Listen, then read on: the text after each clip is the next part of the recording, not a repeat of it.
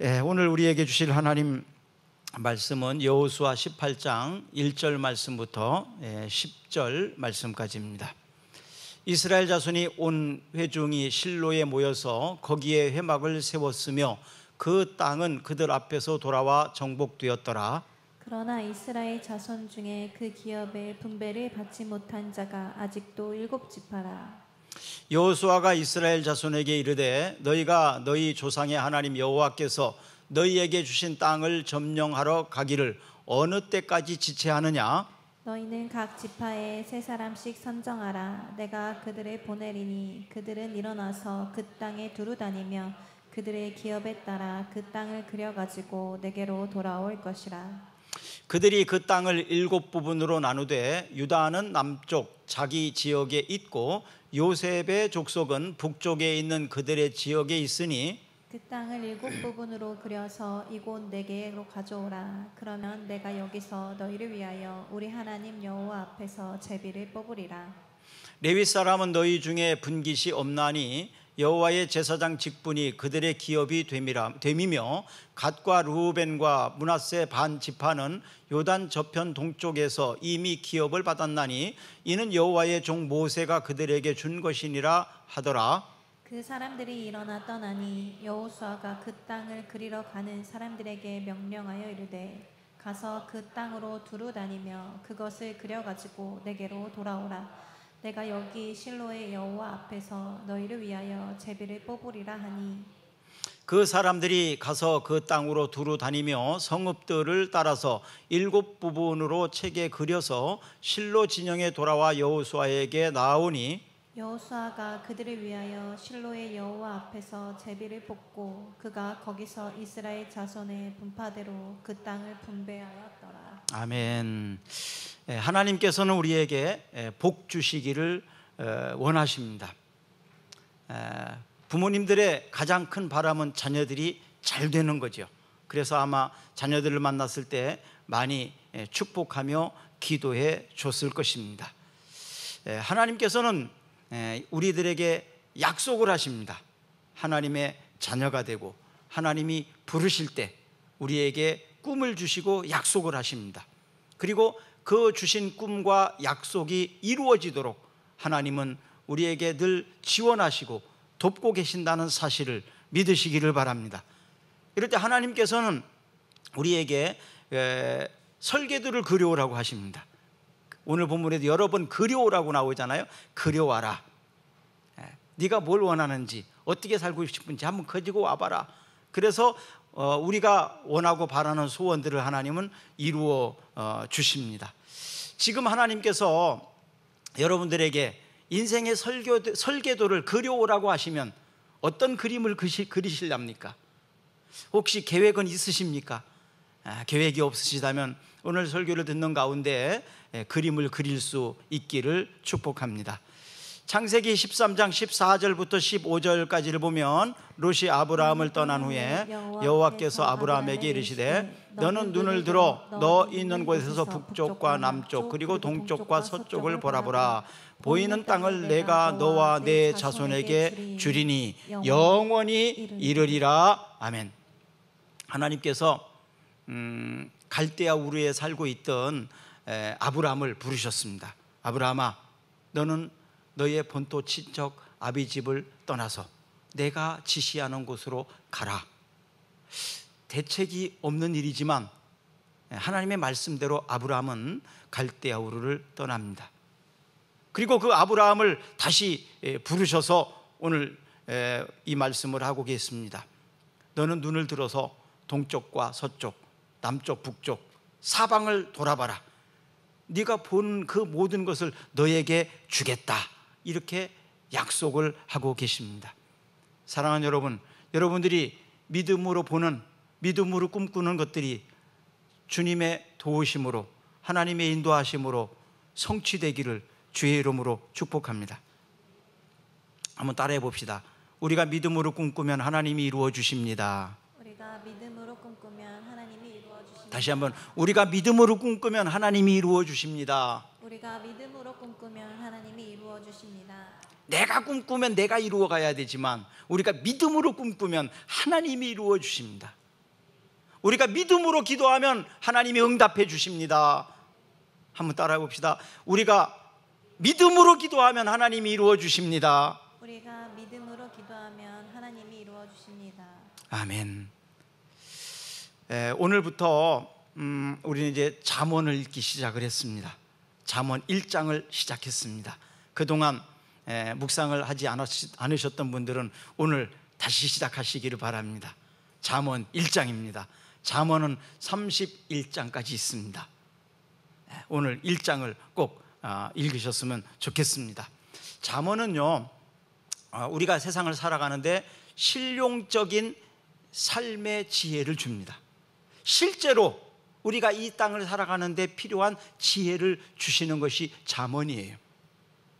그래서 매일매일 잠언을 읽으면 참 좋습니다. 그래서 저는 오늘 읽었는데 내일 빠뜨릴 수 있잖아요. 그럼 빠뜨린 거 다시 읽으려면 힘들어요. 그래서 그런 분들은 그냥 날짜에 따라서 그냥 읽으라고 합니다. 1일 날은 1장 읽고 5일 날은 5장 읽고 6일 날은 6장 읽고 이렇게. 그러면 한 달 동안 잠언을 계속 읽을 수 있습니다. 그러면 잠언을 통해서 하나님이 주시는 지혜를 받게 됩니다. 그래서 하나님의 백성들은 지혜로워야 돼요. 지혜롭게 살아야 됩니다. 어리석게 살면 안 됩니다. 그건 하나님이 우리에게 바라는 것이고 또 우리가 바라는 것들이죠. 자, 이렇게 하나님께서 우리에게 지혜를 주시는 것은 하나님을 경외하는 마음에서 시작을 합니다. 우리의 마음에 하나님이 임하셔서 우리가 지혜롭게 하신다. 사람이요, 지혜를 무시하고 살게 되면, 결국 어리석게 살게 되면 그 책임의 청구서가 반드시 돌아오게 돼 있어요. 내가 지혜롭게 살면 지혜로운 결과가 나타나지만 내가 지혜롭지 못하게 살면 지혜롭게 살지 못한 청구서가 날라옵니다. 그 청구서를 다 받게 될 것입니다. 그래서 젊을 때 아무렇게나 살면 늙어서 아무렇게나 된다.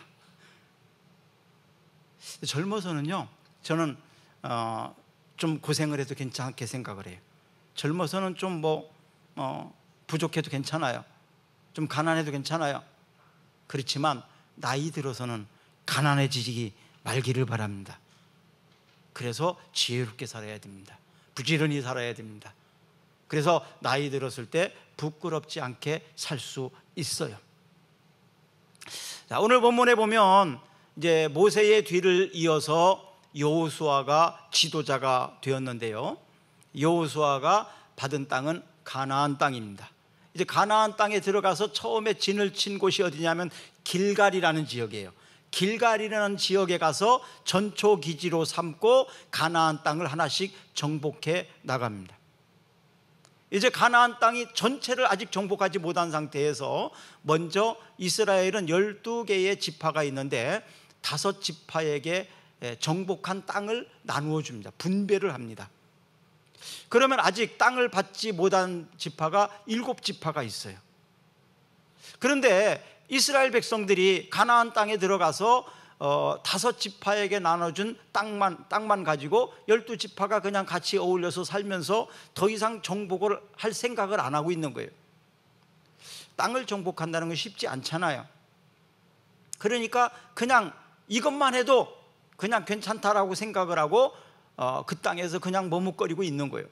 그래서 여호수아를 통해서 하나님께서 다시 명령하고 계시는 것입니다.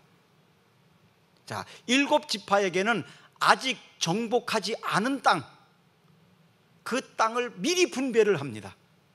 그리고 그 땅을 차지하라고, 그 땅을 네가 가지라고 이렇게 하나님이 말씀하시는 거예요. 자, 5개의 지파는 땅을 전체적으로 같이 싸워가지고 정복한 땅을 나눠줬어요. 그런데 나머지 7지파에게는 아직 정복하지 않은 땅을 미리 분배를 해줍니다. 그리고 그 땅을 정복해서 네가 가져라 이렇게 말씀하시는 거예요. 그러면 7지파는 아직 정복하지 않은 땅, 우리 땅이 안 됐는데 싸워서 가져가라고, 네가 노력해서 가져가라고 이렇게 말씀하셨을 때 어쩌면 불평불만할 사람도 있을지 몰라요. 아니, 다 우리 땅으로 만들어 온 거 나눠준 사람은 누구고, 나에게는 아직도 정복하지 않은 땅 노력해서 가져가라고 이렇게 말하는지. 그런데 이스라엘 백성들은 그것에 원망하거나 불평하지 않았다는 사실이에요. 그리고 하나님이 약속하신 그 땅을 모두 가지게 되었다는 사실입니다. 제가 이렇게 살아보니까요, 어떤 사람은 공짜로 그냥 부모님이나 조상들이 가지고 있던 유산을 그냥 상속받은 사람도 있고요.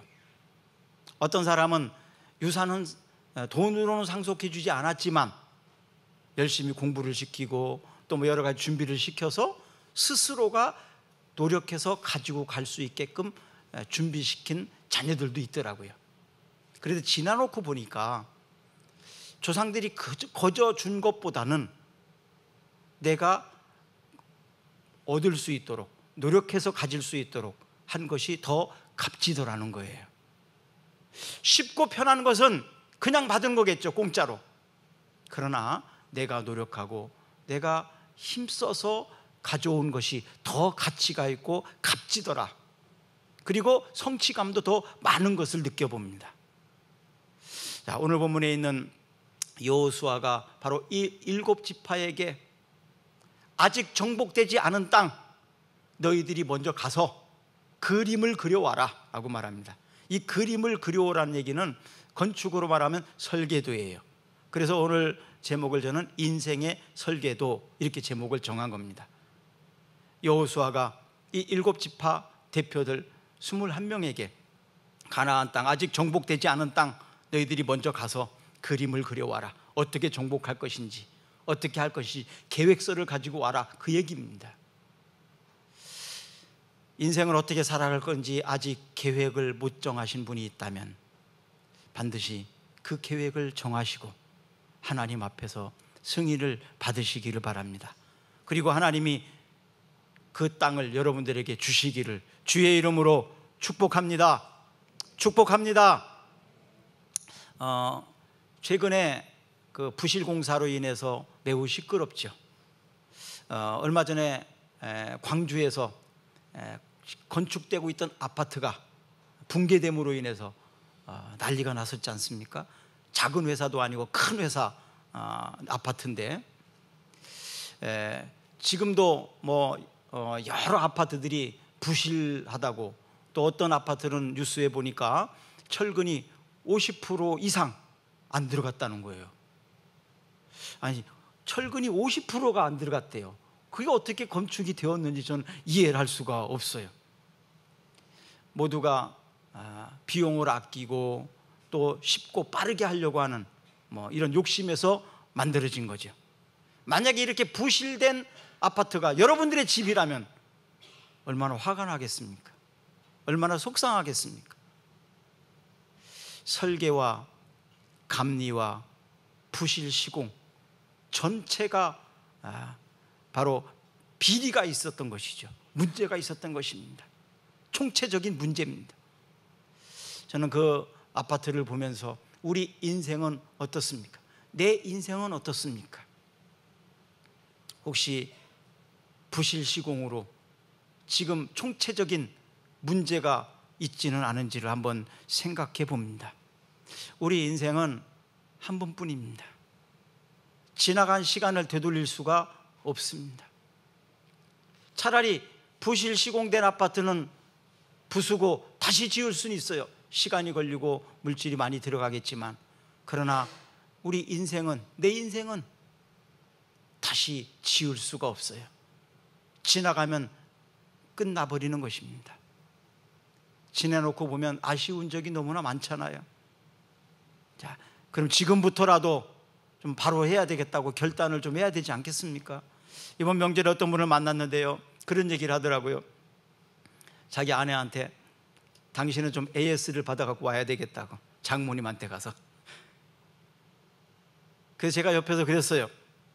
AS를 해주면 아마 당신한테 시집 안 올걸? 그쵸? AS를 받아갖고 오라고. 고쳐서 오라고. 한번 읽어볼까요? 우리 마태복음 7장 24절부터 27절입니다. 이러므로 누구든지 나의 이 말을 듣고 행하는 자는 그 집을 반석 위에 지은 지혜로운 사람 같으니 비가 내리고 창수가 나고 바람이 불어 그 집에 부딪히되 무너지지 아니하나니 이는 주추를 반석 위에 놓은 까닭이요 나의 이 말을 듣고 행하지 아니하는 자는 그 집을 모래 위에 지은 어리석은 사람 같으니 비가 내리고 창수가 나고 바람이 불어 그 집이 부딪힘에 무너져 그 무너짐이 심하니라. 아멘. 어떤 사람은 집을 짓는데 반석 위에 집을 지은 사람이 있고 어떤 사람은 모래 위에 지은 사람이 있대요. 건축을 멋있게 아름답게 잘 지었다 하더라도 모래 위에 지은 집은 기초가 약하기 때문에 그냥 무너져 버립니다. 반석 위에 지은 집은 기초가 튼튼하기 때문에 무너지지 않을 것입니다. 우리 인생을 살아가는 데에도 내 인생의 기초가 지금 모래 위에 지은 집이냐 아니면 반석 위에 지은 집이냐 매우 중요합니다. 명절 기간이 상당히 길다 보니까 후유증이 상당히 심하는 것 같아요. 일상으로 돌아가려면 또 한참 힘들 것 같다는 생각이 듭니다. 그냥 쉼이 아니고 오히려 내 일상이 무너져 버리게 되는, 이것은 잘못 쉼을 갖는 거죠. 오히려 쉬지 않은 것만도 못하게 됩니다. 사람이라는 게 리듬이라는 게 있어요. 흐름이라는 게 있어요. 운동선수들이 지금 이제 중국에서 아시안 게임을 하지 않습니까? 컨디션을 잘 관리하지 못하면 막상 경기에 들어가서 그동안 연습했던 것들을 실력 발휘를 하지 못합니다. 어떤 사람은 연습 때 잘해요. 근데 시합만 나가면 잘 못하는 사람이 있어요. 컨디션이나 이런 것들을 제대로 관리가 안 돼서 그렇습니다. 우리에게 이런 연휴를 통해서 쉼을 통해서 우리 컨디션을 잘 관리하지 못하게 되면 다시 일상으로 돌아간다는 것이 매우 어렵습니다. 후유증이 심하게 됩니다. 결국 이게 뭘 가져다 주냐면 나태함과 게으름이에요. 이 쉼을 통해서, 연휴를 통해서 충전을 받고 더 힘을 얻어서 나가야 되는데, 에너지를 얻고 나가야 되는데 오히려 나태함과 게으름 때문에 더 나빠진다면 차라리 쉬지 않은 것만도 못하게 되는 거죠. 빌리 그레함 목사님은 그래서 이런 말을 했습니다. 나태는 기회의 파괴자이며 영혼의 살해자다. 우리가 슬픈 것은 기회가 주어지지 않은 것이 아니라 기회가 왔을 때 내가 준비되지 않은 것입니다. 아무리 좋은 기회가 왔다 할지라도 내가 준비되지 않으면 오히려 그 기회는 슬픔이 될 것입니다. 기회가 왔을 때 내가 잘 준비하고 있었다면 그 기회는 나에게 날개를 달아주게 될 것입니다. 학생들에게 항상 제가 하는 말이 있어요. 학교에서 테스트, 시험 보는 것이 힘들다고, 안 좋다고 얘기를 하는데 저는 이해를 못 하겠어요. 아무리 생각을 해도 이해가 안 돼요. 그거는 좋은 거예요. 시험을 많이 봐야 된다고 저는 생각하는 사람이에요. 왜? 시험을 봐야 내 실력을 알 수 있잖아요. 내가 무엇이 부족한지를 알 수 있잖아요. 그럼 그거 보충할 수 있잖아요. 근데 왜 그 시험이 안 좋은 걸로 생각하는지 전 도저히 안 갑니다. 제 머리로는. 누구에게 뭐 보여주려고 하는 거 아니잖아요. 나 자신을 테스트하는 거 아닙니까? 나의 부족함을 채우고 나를 더 훈련시켜서 연단해서 더 강한 사람으로, 더 실력 있는 사람으로 만들기 위해서 시험을 보는 건데 그게 왜 싫은 겁니까? 안 좋은 겁니까? 그건 좋은 거지요. 다른 사람을 너무 의식하기 때문에 저는 그렇다고 봅니다. 왜 다른 사람을 그렇게 의식하려고 합니까? 나는 나하잖아요. 다른 사람에게 잘 보이려고만 하는, 근데 실질적으로 겉은 회칠한 무덤 같으면서 속은 다 썩어 문드러지는 송장과 같은 그런 모습이 오늘날 빈 껍데기 같은 인생을 살아가고 있는 것, 이것이 바로 오늘날 문제 아닙니까? 그래서 결국은 다른 사람들이 설계해 놓은 대로 그냥 따라가요. 내가 하나님 앞에서 내 인생을 어떻게 살 것인지를 가지고 살지 못하는 너무나 안타까운 모습을 참 많이 봅니다. 꿀벌이요, 좋은 환경에다 갖다 놓으면 꿀을 따지 않는답니다. 꿀을 딸 필요가 없으니까. 힘들고 어려운 곳에 갖다 놓으면요, 더 열심히 꿀을 따서 더 건강해진답니다. 낮과 밤의 기온 차이가 많이 나는 곳에 있는 채소나 과일이 훨씬 맛있습니다. 그래서 고원지대인 전라북도 같은 경우는 장수나 무주나 진안 이런 데에 있는 과일과 채소가 맛있지 않습니까? 왜? 그 과일과 채소들이 극절한 어려운 상황 속에서 자라기 때문에 그런 거예요. 지금 우리나라가 얼마나 지금 살기가 좋습니까? 사실은 너무너무나 좋은 것 같아요. 전 세계적으로 너무 좋아서 문제인 것 같아요. 이런 상황 속에서도 하지 못한다면 누구를 탓하겠습니까? 누구를 원망하겠습니까? 현실에서 안주하려고 하는 사람들은요, 꿈을 꾸지 않습니다. 오늘의 생각은 내일의 나를 만들고 어제의 생각이 오늘 나이거든요. 이 사실을 좀 기억하고 살았으면 좋겠어요. 사도행전 2장 17절 한번 읽어볼까요? 하나님의 말씀하시기를 말세에 내가 내 영을 모든 육체에 부어주리니 너희의 자녀들은 예언할 것이요 너희의 젊은이들은 환상을 보고 너희의 늙은이들은 꿈을 꾸리라. 말세에 하나님께서 성령을 부어주시는데 모든 육체에 부어주신다. 하나님의 자녀, 오늘 이제 우리 꿈사랑교회 두 분이 등록을 하셨는데 두 분에게도 하나님의 영이 부어지기를 축복합니다. 하나님은요, 우리들에게 이렇게 꿈을 주십니다. 그 꿈을 통해서 자녀들은 뭐 할 것이요? 예언할 것이요. 자녀들은 예언할 것이요. 젊은이들은 환상을 보고 늙은이들은 꿈을 꾸리라. 늙은이들이 뭔 꿈을 꾸냐고요?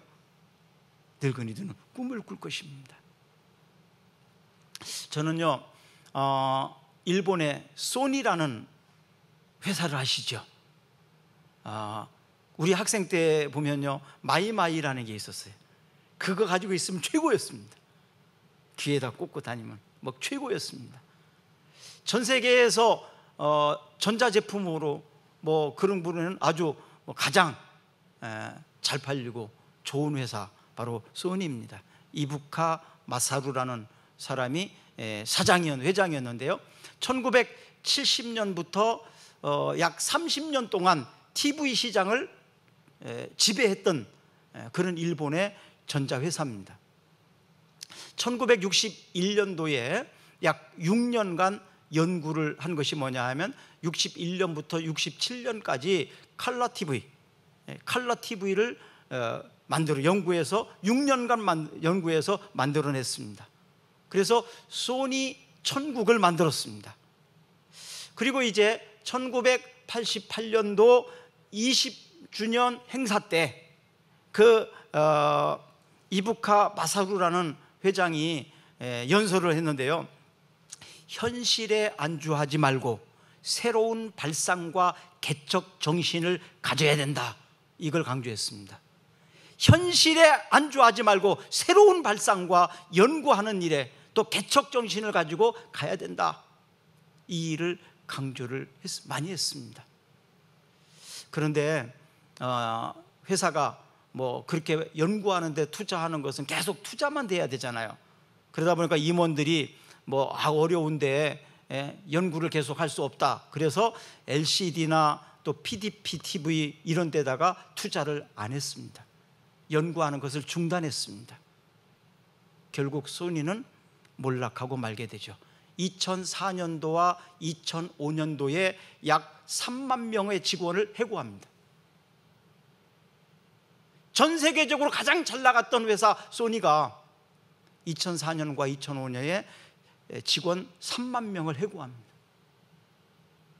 LCD와 PDP 시장에서 그들은 살아남지 못한 거지요. 아직까지도 우리나라의 LG나 삼성에도 못 미치는 그런 회사로 몰락해 버렸습니다. 지도자의 비전과 도전은 그래서 중요합니다. 요셉은요, 별명이 뭔지 아십니까? 꿈꾸는 자였어요. 그래서 요셉의 형들이 요셉을 보면, 야, 저기 꿈꾸는 자가 온다, 저 꿈쟁이가 온다. 꿈꾸는 자, 바로 이것이 요셉의 별명이었어요. 그는 하나님이 주신 이 꿈을 가지고 꿈을 붙들고 있었기 때문에 갖은 오해나 미움, 그리고 노예살이, 억울한 감옥살이, 이 모든 것을, 고난들을 헤쳐나갈 수 있고 참아낼 수 있었어요. 그것은 바로 하나님이 주신 꿈이 있었기 때문에 그렇습니다. 꿈이 있는 사람은 어떤 모욕도, 어떤 고난도 견뎌내고 참을 수 있습니다. 그러나 꿈이 없는 사람은 그럴 때마다 흔들립니다. 포기해버립니다. 자녀를 둔 부모님들의 큰 특징이 뭔지 아십니까? 여자는 약하지만 어머니는 강하다라는 말이 있어요. 왜? 자식 때문에 견뎌냅니다. 참아냅니다. 자식이 아니라면 안 참을 수도 있어요. 못 견딜 수도 있어요. 그러나 자식 때문에 내가 참는 거예요. 견뎌내는 거예요. 그래서 여자는 약하지만 어머니는 강하다는 말이 있습니다. 꿈이 있는 사람은 바로 그렇습니다. 어떤 모욕도, 어떤 고난도 참아낼 수 있어요. 견뎌낼 수 있어요. 왜? 꿈이 있기 때문에 그렇습니다. 창세기 37장 19절 한번 읽어볼까요? 서로 이르되 꿈꾸는 자가 오는도다. 형들이 요셉에게 말한 거예요. 꿈꾸는 자가 오는도다. 자, 여러분도 이런 꿈쟁이가 됐으면 좋겠습니다. 꿈꾸는 자가 오는도다. 꿈을 가진 자가 오는도다. 너는 꿈을 가지고 있는 사람이야. 제가 목사 안수 받을 때 그 침례신학대학교 엄원식 교수님이 설교를 하셨는데요, 그분이 이런 말을 하더라고요. 양탁연 전도사, 이제 목사가 되는데, 양탁연 전도사는 키는 작지만 양탁연 전도사의 속에는 거인이 살고 있다고, 거인이 살고 있다고 그 얘기를 하더라고요. 거인이 살고 있다. 그 거인을 오늘 깨워주고 싶다, 그 얘기를 하더라고요. 오늘 목사 한수를 받는 이 시간, 양탁연 전사 속에 들어있는 거인, 잠자고 있는 그 거인이 깨어났으면 좋겠다고, 그리고 거인이 되어서 이 땅을 살아가기를 원한다고 그렇게 설교를 해주시더라고요. 사랑하는 여러분, 여러분 속에 잠자고 있는 꿈을 깨우시기를 바랍니다. 성령께서 그 꿈을 주신 것을 다시 한번 깨우시기를 바랍니다. 하나님께서는 우리에게, 우리 교회에게 꿈을 주셨습니다. 15년 전 우리 교회 개척을 할 때 하나님은 우리에게 꿈을 주셨어요. 우리는 그 꿈 때문에 견디고 그 꿈 때문에 헌신하며 여기까지 왔습니다. 단순히 그냥 꿈을 꾸는 정도가 아니라 그 꿈이 우리에게 사명이었습니다. 내가 살아가야 될 목표이고 내가 살아가야 될 목적이기도 했습니다. 요한복음 3장 16절 한번 읽어볼까요? 하나님이 세상을 이처럼 사랑하사 독생자를 주셨으니 이는 그를 믿는 자마다 멸망치 않고 영생을 얻게 하려 하심이라. 하나님이 우리를 대신해서 십자가를 져주셨다. 그래서 우리는 그로 말미암아 구원을 받았고 영생을 얻게 되었다. 우리 인생은 바로 하나님의 자녀가 되는 이런 은혜를 입은 사람들입니다. 우리는 멸망할 사람들이 아닙니다. 잠깐 있다 없어질 것 같은 그런 존재가 아닙니다. 우리는 하나님의 자녀로서 뭔가를 남기도록 우리를 하나님이 부르셨다는 사실을 알아야 합니다. 누가복음 10장 27절 읽어볼까요? 대답하여 이르되 내 마음을 다하며 목숨을 다하며 뜻을 다하며 힘을 다하며 뜻을 다하여 주 너희 하나님을 사랑하고 또한 내 이웃을 내 몸과 같이 사랑하라 하셨나이다. 이것은 바로 주님이 우리에게 주신 대명제, 명령이었습니다. 내 마음을 다하고 목숨을 다하고 힘을 다하며 뜻을 다하여 주 너희 하나님을 사랑하고 내 이웃을 내 몸과 같이 사랑해라. 자, 우리가 이 땅에서요, 뭔 일을 할 때 마음을 다하고 목숨을 다하고 막 힘을 다하고 뜻을 다하여 하면 못할 게 없더라고요. 못 이룰 게 없더라고요. 안 될 것 같지만 가능하더라 이 말이죠. 왜? 하나님께서는 그 일을 가능하도록 우리를 돕고 계시기 때문에 그렇습니다. 자, 마음을 다하고 목숨을 다하고 힘을 다하고 뜻을 다하여 해본 것 있으십니까? 정말 이렇게 해보셨습니까? 이렇게 해보지 않고 포기한다면 저는 아직 아니라고 봅니다. 정말 마음을 다하고 목숨을 다하고 힘을 다하고 뜻을 다하여 한번 해보세요. 안 되는 게 뭐가 있겠습니까? 저는 이번에 중국 아시안 게임을 보면서요, 수영에서 참 놀라운 것을 발견했어요. 이야, 대한민국의 수영이 이 정도야? 박태환은 그냥 한 명 딱 나타난 줄 알았는데 그 후에 막 대단하지 않습니까? 아시아에서 수영은요, 항상 중국과 일본이 1, 2등을 항상 가져갔어요. 항상 가져가서 1, 2등은 다 가져갔어요. 아예 뭐 범접할 수 있는 그런 나라가 없었습니다. 그런데 우리나라 수영이 그렇게 잘할 수가 없는 거예요. 그냥 뭐 잘하는 정도가 그냥 아슬아슬하게 1등 했다 뭐 이런 정도가 아니더라고요.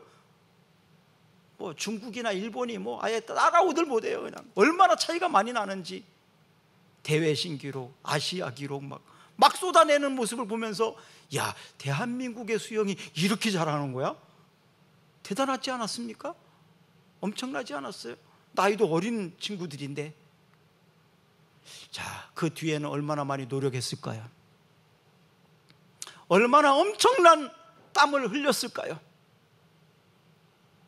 사람의 근력이라는 게 그렇게 한순간에 생기는 게 아니거든요. 그리고 뭐 3관왕까지 하는 그 친구를 보니까 뭐 그냥 바로바로 게임을 막 했어요. 그런데도 하루 쉬고도 막 그냥 그 힘이 나오는데 오히려 뒤로 가면 갈수록 더 잘해요. 힘이 안 떨어지는 그런 모습 보면서 이건 보통 노력을 해서는 이렇게 얻을 수가 없습니다. 정신력이 아니면 그렇게 할 수 없고, 또 체력이 따라주지 않으면 그렇게 할 수 없고.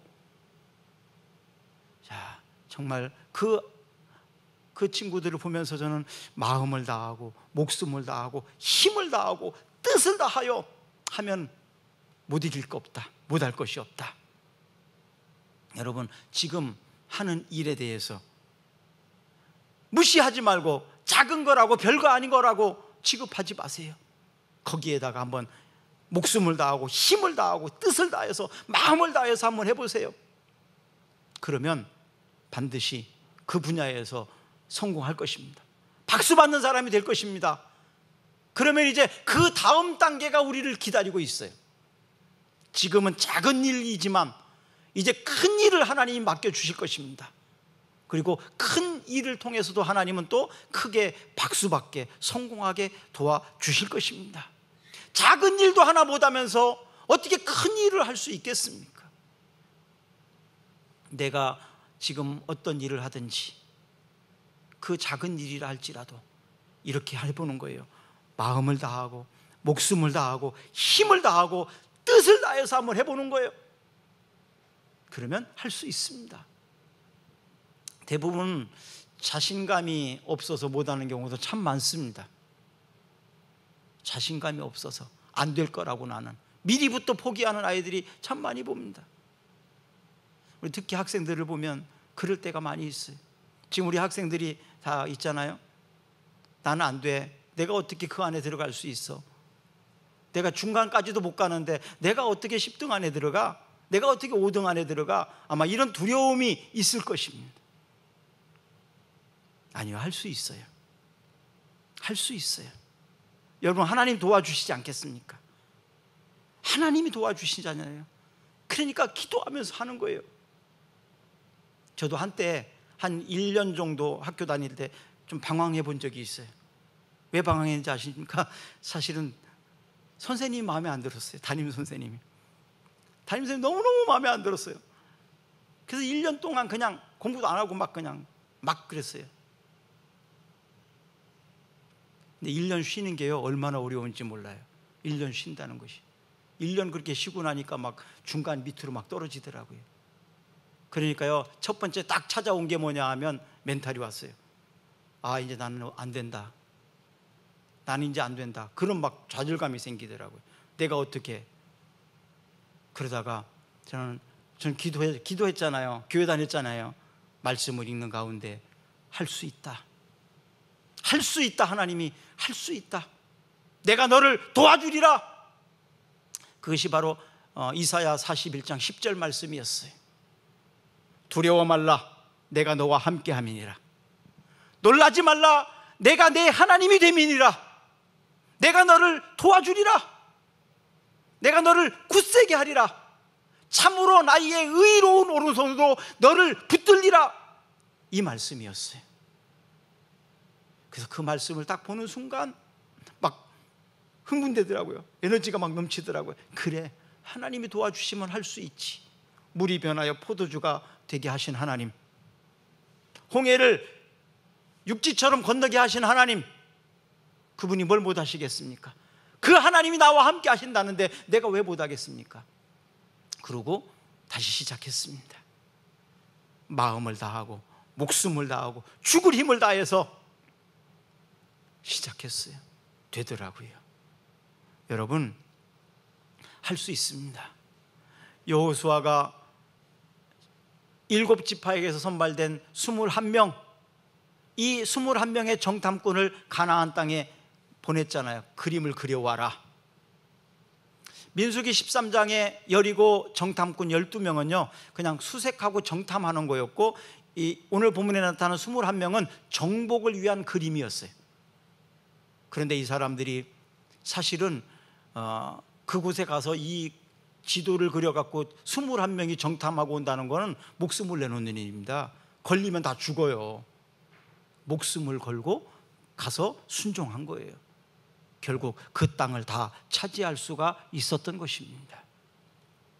이스라엘 백성들이요, 특히 히스기야 시대 때 이스라엘은 남과 북으로 나눠졌잖아요. 남은 유다고 북은 이스라엘이었거든요. 남쪽의 수도는 예루살렘이었고 북쪽에 이스라엘의 수도는 사마리아였거든요. 그런데 아수르가 북이스라엘을 정복해서 나라를 빼앗았거든요. 그러니까 그것을 본 남유다는 아수르가 두려웠어요. 그래서 조공을 바쳐가면서 우리가 조공을 바칠 때니까 우리를 좀 그냥 두시라고 조공 바쳤어요. 그때 새롭게 등장한 나라가 바벨론이었거든요. 바벨론도 막 이제 나라가 커나가니까 이제 이 두 나라 사이에서 이제 줄타기를 하기 시작한 겁니다. 우리나라도 좀 강대국 미국과 중국 막 이런 데서 좀 그러잖아요. 줄타기를 좀 이렇게 하는 거예요. 그때에 히스기야가 병이 들었습니다. 그때 원래 아수르에는 조공을 바치는 나라였고 바벨론은 그렇지 않은 나라였는데, 바벨론의 사신들이 그 히스기야가 아프다는 소리를 듣고 사신들을 보냈어요. 사절단을 보냈어요. 그러니까 그 사절단 온 사람들한테 예루살렘의 그 요새를 다 보여주게 됩니다. 그리고 나중에 어떻게 되는지 아십니까? 그 때문에 정복을 당합니다. 바벨론의 포로가 되어서 70년 동안 포로 생활을 하게 됩니다. 제가 이 말씀을 왜 드리냐 하면 세상에 믿을 만한 것이 있겠느냐는 거예요. 바벨론 믿지 말고 아수르도 믿지 마라. 미국을 믿지 말고 중국에 속지 마라. 누구를 믿을 수 있습니까? 우리가 믿을 수 있는 것은 하나님밖에 없더라고요. 제가 60여 년 동안 살아오면서 느끼는 게 그래요. 내가 누구를 의지하고 누구를 믿을 수 있냐? 하나님밖에 없더라. 결론은 그겁니다. 한 번 순종해서는요 상황이 바뀌지 않을 수 있어요. 그러나 온전히 순종하게 되면 변화가 일어납니다. 하나님이 도와주십니다. 이 여리고성에서 성공했던 경험이 있었기 때문에 여호수아는 그렇게 명령할 수 있었던 거예요. 저도 여러분들에게 하나님을 믿고 하나님 도와주신 경험을 가지고 여러분들에게 부탁하고 당부합니다. 이 세상에 무엇을 믿고 무엇을 의지할 수 있습니까? 하나님밖에 없더라고요. 그렇다면 하나님 앞에 기도하고 하나님 앞에 나와서 말씀에 순종함으로 여러분도 성공된 인생을 살아야 되지 않겠습니까? 여호수아 6장 2절과 3절 한번 읽어볼까요? 여호와께서 여호수아에게 이르시되 보라 내가 여리고와 그 왕과 용사들을 내 손에 넘겨주었으니 너희 모든 군사는 그 성을 돌라 성 주위를 매일 한 번씩 돌되 엿새 동안 그리하라.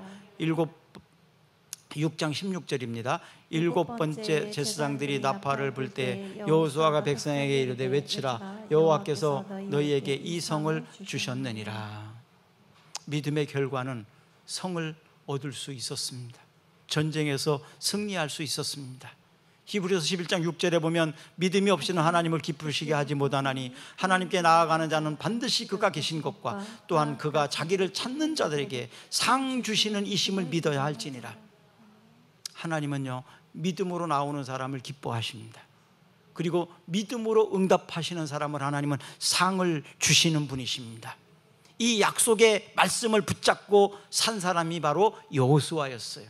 그 여호수아는 이렇게 말합니다. 1장 5절과 6절에 보면 내 평생에 너를 능히 대적할 자가 없나니 내가 모세와 함께 있었던 것 같이 너와 함께 있을 것임이라. 내가 너를 떠나지 아니하며 버리지 아니하리니 강하고 담대하라. 너는 내가 그들의 조상에게 맹세하여 그들에게 주리라 한 땅을 이 백성에게 차지하게 하리라.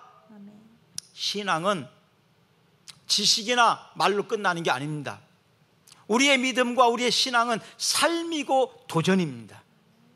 믿기 때문에, 우리는 확신하기 때문에 거기에 목숨을 걸 수 있는 거예요. 믿지 못하면 목숨을 못 거는 겁니다. 믿기 때문에 목숨을 걸 수 있어요. 목숨을 걸면 이런 영광이 찾아옵니다. 우리 공부하는 학생들에게 한번 목숨을 걸어보세요. 어디에다가? 공부하는 데다가. 딴 데 걸지 말고 목숨을 한번 걸어봐요. 그러면 여러분들의 인생이 달라집니다.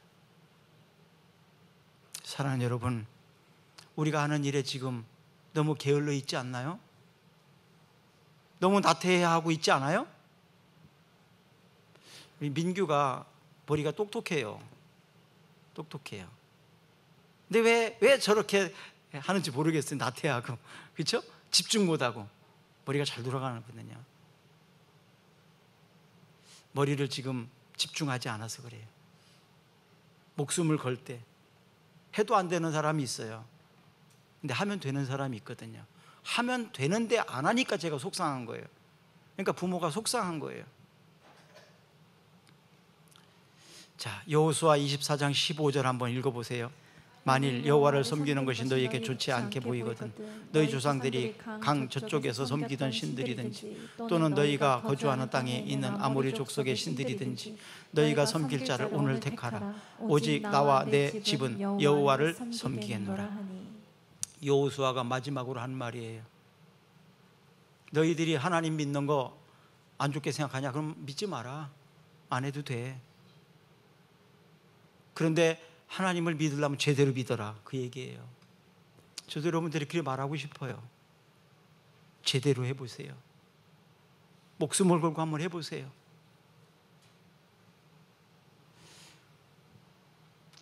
어떤 회사의 정년을 앞둔 직원에게 사장이 불러서 말했답니다. 이제 정년이 얼마 남지 않았는데 마지막으로 집 좀 하나 좀 지으라고. 네가 설계해가지고 한번 제대로 한번 집을 져보라고. 그러니까 이 사람은 너무 화가 난 거예요. 지금 정년도 얼마 안 남았는데 마지막까지 내가 여기서 일을 해야 되니 뼈 빠지게 일을 했는데 별로 기분 안 좋게 대충 집을 지었다는 겁니다. 근데 사장이 그 집을 그 사람에게 줬대요. 얼마나 후회했을까요? 제대로 지을 걸, 좋은 재료를 마음껏 쓸 걸. 그 집이 누구 겁니까? 여러분의 인생이 바로 그런 거예요. 누구를 위한 인생이 아닙니다. 내 인생이에요. 그런데 아무렇게나 살 수 있습니까? 대충 살 수 있겠습니까? 내 인생을 망쳐버릴 수 있겠습니까? 이런 연휴 기간에 저는 흐트러진 것을 빨리 바로잡지 않으면 내 인생이 흐트러집니다. 다시 일상으로 돌아가는데 너무나 많은 시간을 낭비합니다. 명품 인생을 만들 수 있는 여러분 인생이 되기를 주의 이름으로 축복합니다. 우리 기도하겠습니다. 우리에게 인생의 설계도를 그려오라고 말씀하시는 하나님, 다시 한번 우리의 마음을 다잡습니다. 우리에게 주신 꿈을 붙잡습니다. 하나님, 아름다운 설계도로 멋진 설계도를 가지고 주님 앞에 섭니다. 도와주시옵소서. 잘 건축된 명품 인생, 가치 있는 인생을 살다가 주님 앞에 갈 수 있는 우리가 되게 해 주시옵소서. 저들의 가정이 되게 해 주시옵소서. 예수 그리스도의 이름으로 기도드리옵나이다. 아멘. 우리 다 같이 일어나셔서 찬양하겠습니다.